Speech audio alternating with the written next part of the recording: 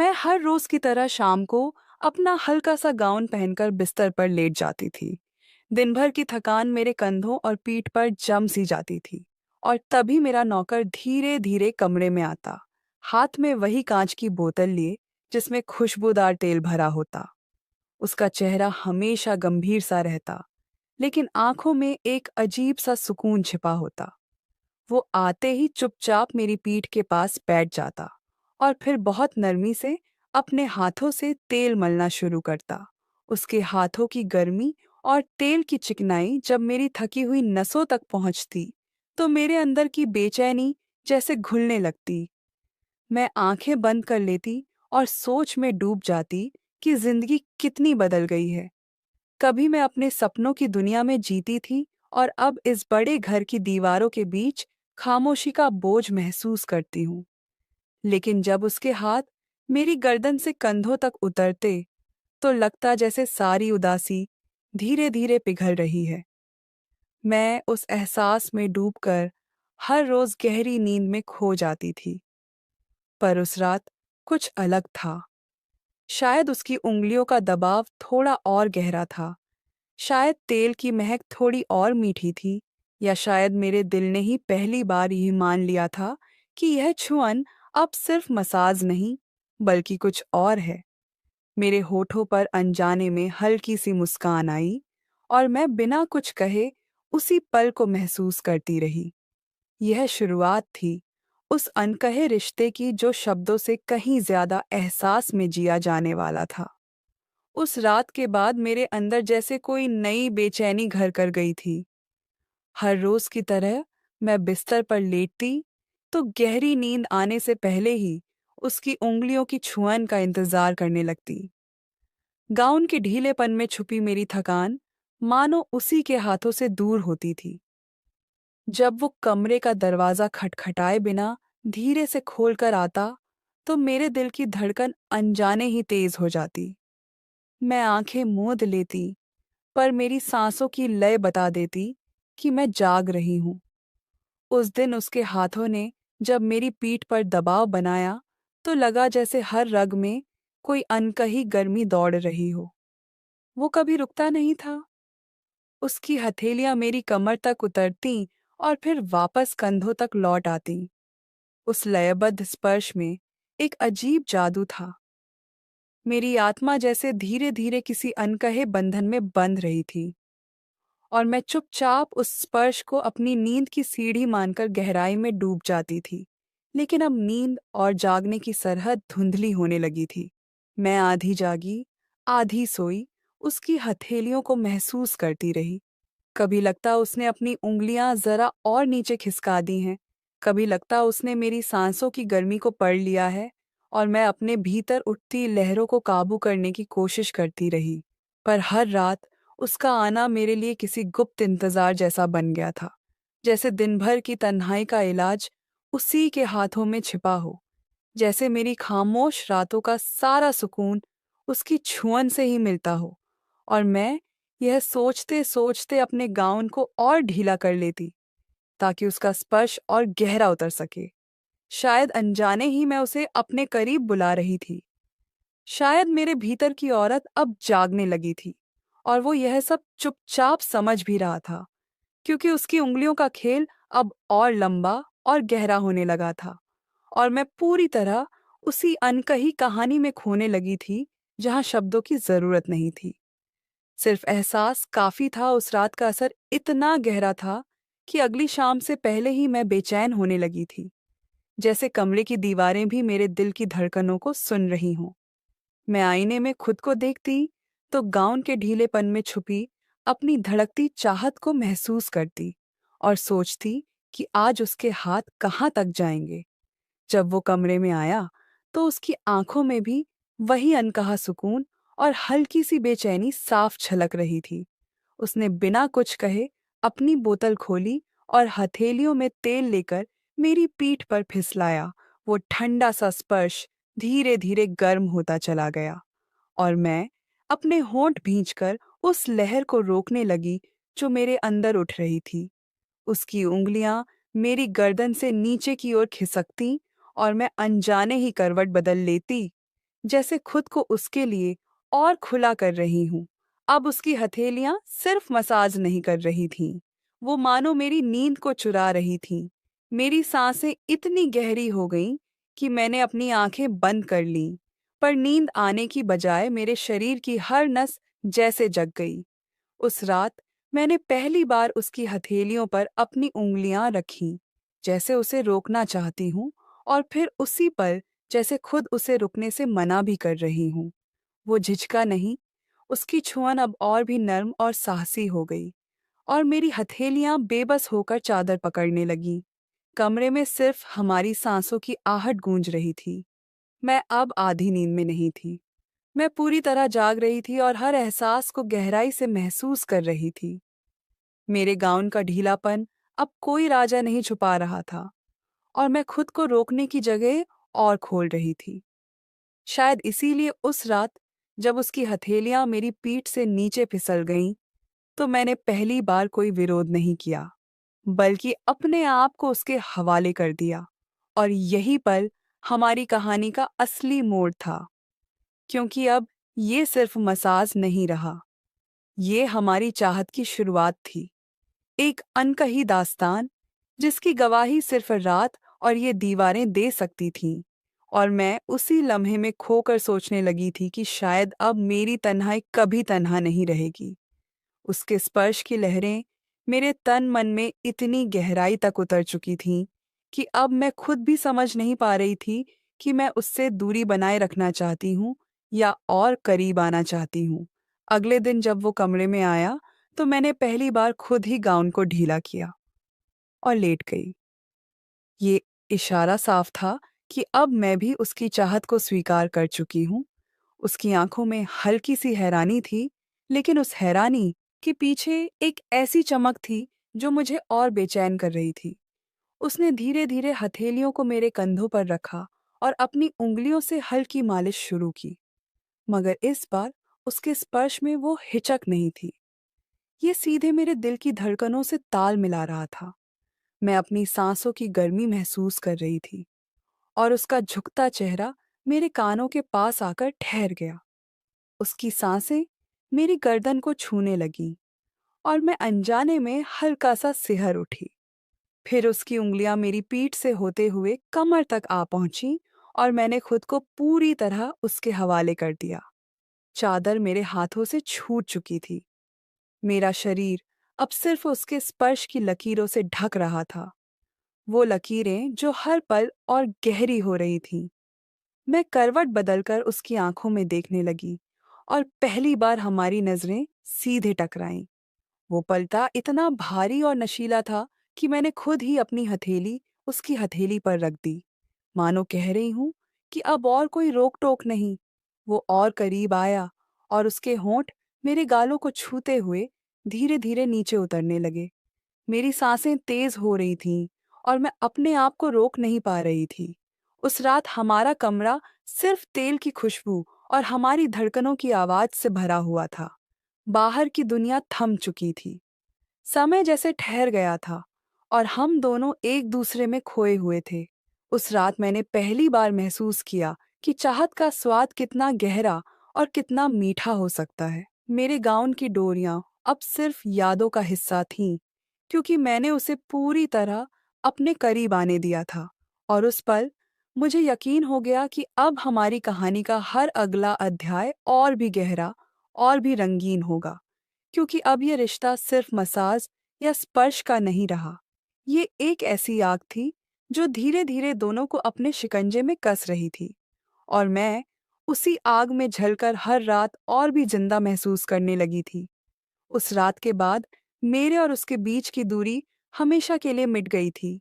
अब वो सिर्फ मेरा नौकर नहीं रहा था, बल्कि मेरी हर धड़कन का हिस्सा बन चुका था। हर दिन जब वो कमरे में आता, तो उसकी आंखों में एक अलग ही चमक होती, और मैं जान जाती कि आज फिर कुछ नया होने वाला है। मैं गाउन ढीला करती और बिस्तर पर लेट जाती, लेकिन अब मेरे चेहरे पर वो पुरानी शर्म या संकोच नहीं रहा था। उसकी उंगलियां मेरे शरीर पर उतरतीं तो ऐसा लगता जैसे हर नस में कोई नशा दौड़ गया हो। कभी उसकी हथेलियां मेरे कंधों को दबातीं, तो कभी धीरे धीरे मेरी जांघों तक उतर आती और मैं अपने आप को खो बैठती। कई बार तो मैं खुद ही उसका हाथ पकड़कर और नीचे ले जाती, मानो अब मेरे भीतर का सारा संकोच खत्म हो चुका था। उसकी सांसें मेरी गर्दन को छूती और मैं उसे और करीब खींच लेती। हमारी रातें अब सिर्फ स्पर्श या चुंबनों तक सीमित नहीं रहीं, वो हर सीमा पार करने लगी और मैं खुद ही उन सीमाओं को तोड़ रही थी। कमरे में तेल की खुशबू और हमारी सांसों की आवाजें घुल जाती और बाहर की दुनिया से हम दोनों बिल्कुल अलग हो जाते। लेकिन अब एक डर भी मेरे दिल में घर करने लगा था। अगर कभी ये राज अली बाहर आ गया तो क्या होगा? समाज, घर वाले, मेरी इज्जत, सब दांव पर था। पर फिर भी जब उसका चेहरा मेरे करीब आता तो ये सारे डर पल भर में गायब हो जाते और बस एक ही चाहत रह जाती कि वो मुझे अपने आगोश में ले ले। कई बार रात के सन्नाटे में मैं खुद ही उसके कमरे की तरफ चली जाती, बिना कुछ कहे उसके पास बैठ जाती और वो मेरी आंखों को देखकर सब समझ जाता। हम दोनों का रिश्ता अब चोरी छिपे मिलने से आगे बढ़ चुका था। वो मुझे छूता तो लगता जैसे मेरा पूरा अस्तित्व उसी के लिए बना हो। मैं हर पल चाहती कि वो मुझे अपने में समेट ले, और शायद अब वो भी यही चाहता था, क्योंकि उसके स्पर्श में अब नौकर और मालकिन का फर्क नहीं बचा था। वो सीधे मेरे पति की तरह मुझे अपना बना लेता और मैं पूरी तरह उसकी हो जाती। हर रात एक नई कहानी लिखी जाती। हर सुबह मेरे शरीर पर उसके स्पर्श की छाप रह जाती। मैं आईने में खुद को देखती और मुस्कुराती कि ये नशा अब मेरे खून में घुल चुका है और अब मुझे उसकी आदत हो चुकी है, इतनी गहरी कि अगर एक दिन भी वो मेरे पास ना आए तो मैं बेचैन हो जाती। मुझे लगता जैसे मेरी सांसें आधी रह गई हों। उसकी मौजूदगी अब मेरी ज़रूरत बन चुकी थी और शायद यही हमारी कहानी को एक नए मोड़ पर ले जाने वाली थी, क्योंकि अब ये रिश्ता छुपाना नामुमकिन होता जा रहा था। फिर भी मैं हर बार सोचती कि चाहे कुछ भी हो, मैं ये नशा कभी नहीं छोड़ सकती, क्योंकि ये वो आग थी जिसने मुझे जिंदा कर दिया था। दिन पर दिन हमारा रिश्ता और गहरा होता जा रहा था। अब वो सिर्फ रात तक सीमित नहीं था, बल्कि दिन में भी मैं उसके बारे में सोचती रहती। किसी काम से रसोई में जाऊं तो अचानक वो सामने आ जाता और हमारी नजरें टकराते ही ऐसा लगता मानो पूरा घर जान जाएगा कि हमारे बीच कुछ है। कई बार तो वो मुझे ऐसे छू लेता कि दिल दहल जाता कि अगर किसी ने देख लिया तो सब खत्म हो जाएगा। लेकिन उसी खतरे में एक अजीब सी लत छुपी थी। एक दिन तो हद ही हो गई जब मैं ड्राइंग रूम में बैठी थी और माँ बाहर मंदिर जाने की तैयारी कर रही थी। तभी वो चुपके से पास आया और झुककर मेरे कानों में बोला, आज रात का इंतजार मत करना। मैं एकदम सिहर उठी। उसकी आवाज में वही तेजी थी जो मेरी धड़कनों में थी। माँ के जाते ही वो पीछे से मेरे गाउन को छू गया और मैं चाहकर भी उसे रोक न सकी। डर इतना था कि कहीं दरवाजा खुल न जाए, लेकिन चाहत इतनी गहरी थी कि मैं खुद उसे पास खींच लेती। उसके हाथ मेरी कमर पर कसते और होंठ मेरी गर्दन पर उतर आते। मैं कांप जाती और आंखें बंद करके बस यही चाहती कि वक्त रुक जाए।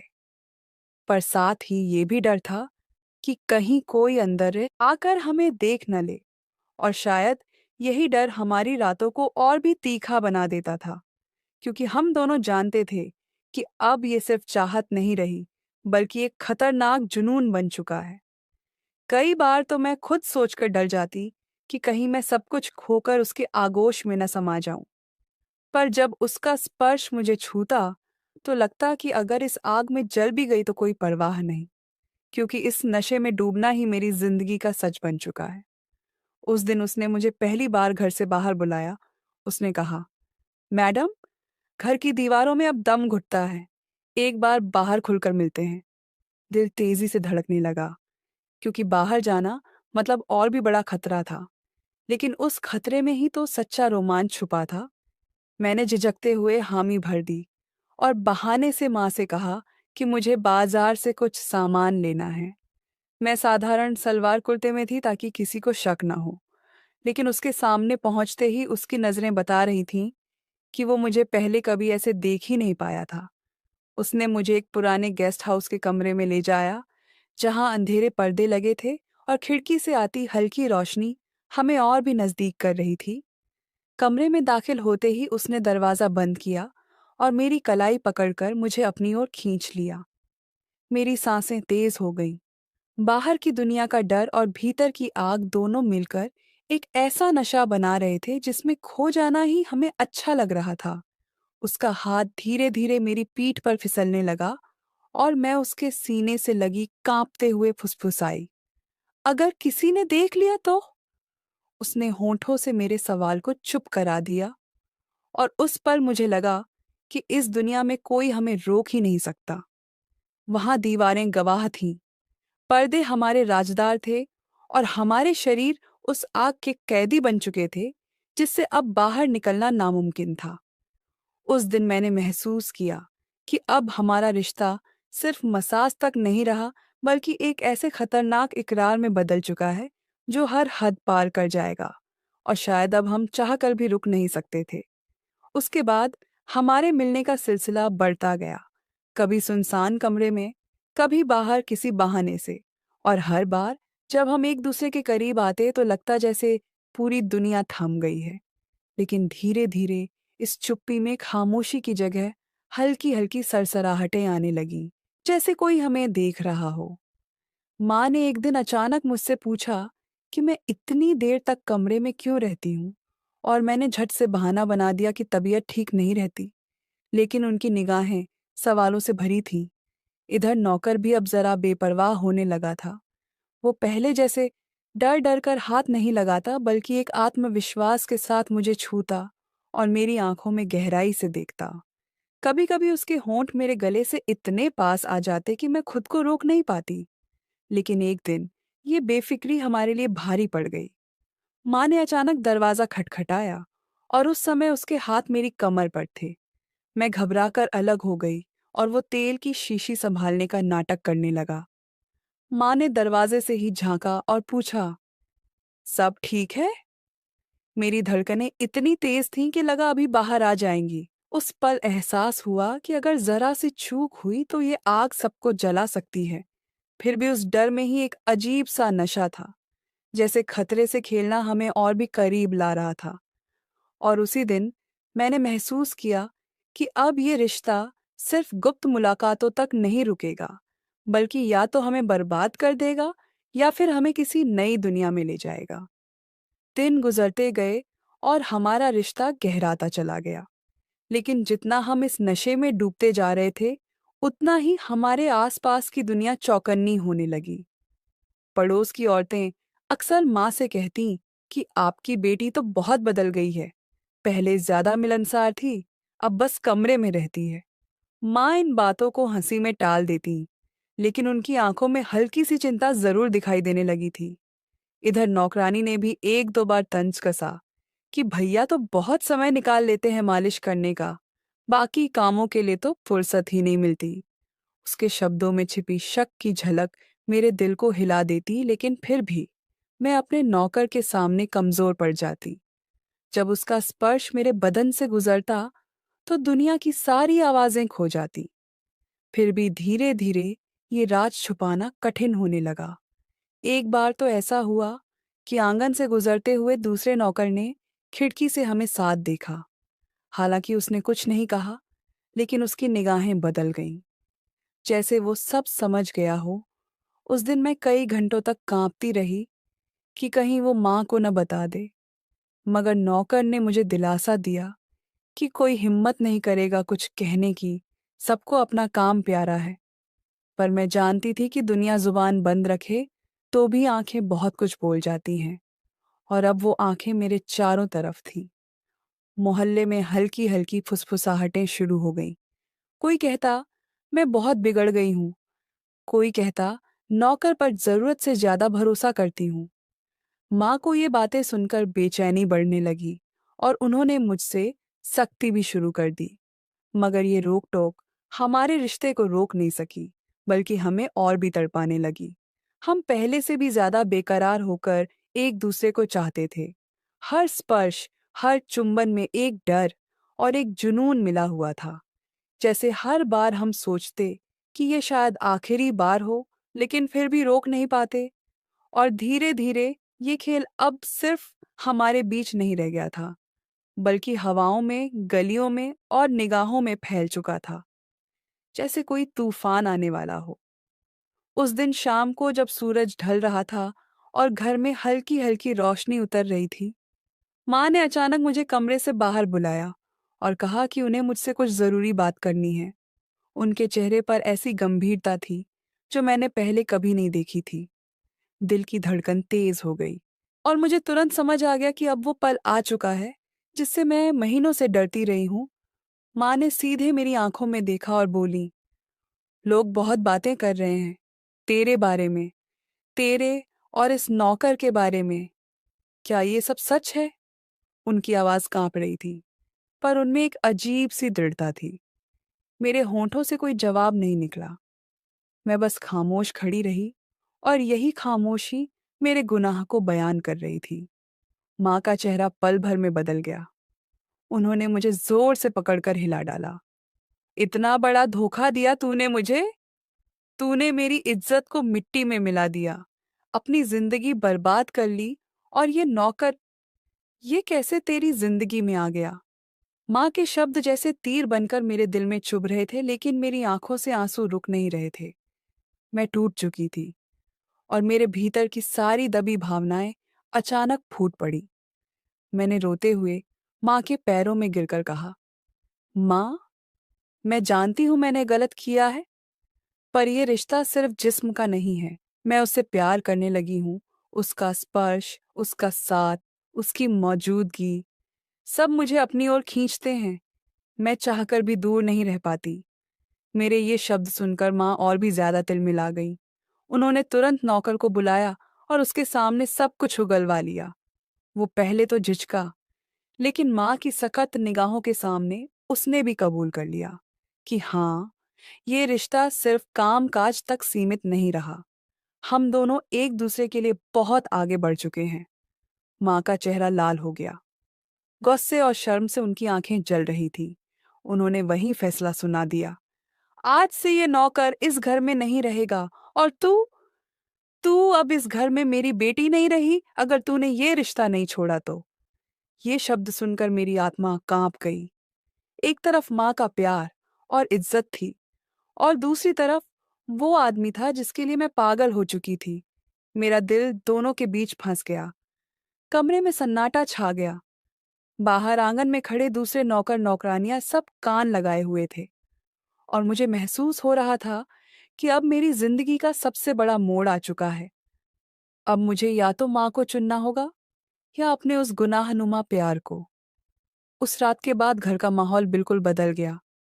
माँ का अल्टीमेटम मेरे कानों में गूंजता रहा, या तो वो नौकर या फिर ये घर। दिल के दो टुकड़े हो गए थे। एक तरफ माँ थी जिनके बिना मेरी जिंदगी की कल्पना भी अधूरी थी, और दूसरी तरफ वो आदमी था जिसके बिना अब सांस लेना भी मुश्किल लगने लगा था। कई रातें मैंने बिना सोए गुजारी, आंसुओं में भीगते तकिए पर करवटें बदलती रही। पर आखिरकार मैंने एक फैसला लिया। सुबह जब सूरज उग रहा था और माँ पूजा के लिए तैयार हो रही थी, मैं उनके सामने हाथ जोड़कर खड़ी हो गई और कहा, माँ, मैंने गलती की है, पर अब मैं वही करूंगी जो आप चाहेंगी, क्योंकि मेरा अस्तित्व ही आपसे है। अगर मैंने आपकी इज्जत खो दी, तो मेरा प्यार भी किसी काम का नहीं होगा। मेरी आंखों में आंसू थे, पर आवाज में दृढ़ता थी। माँ कुछ पल तक मुझे देखती रही, फिर धीरे से मेरे सिर पर हाथ रख दिया। उन्होंने कुछ नहीं कहा, बस उनका मौन ही उनके दिल का बोझ बयान कर रहा था। उसी शाम मैंने उस नौकर को बुलाकर सब साफ कर दिया। अब ये रिश्ता यहीं खत्म होता है। जो हुआ वो हमारी कमजोरी थी, लेकिन अब हमें अपनी अपनी राह पकड़नी होगी। उसकी आंखों में भी आंसू थे। वो चुपचाप चला गया और पीछे छोड़ गया अधूरी मोहब्बत की यादें। मैंने खिड़की से उसे जाते हुए देखा और मन ही मन सोचा कि शायद ये रिश्ता वक्त और हालात का धोखा था।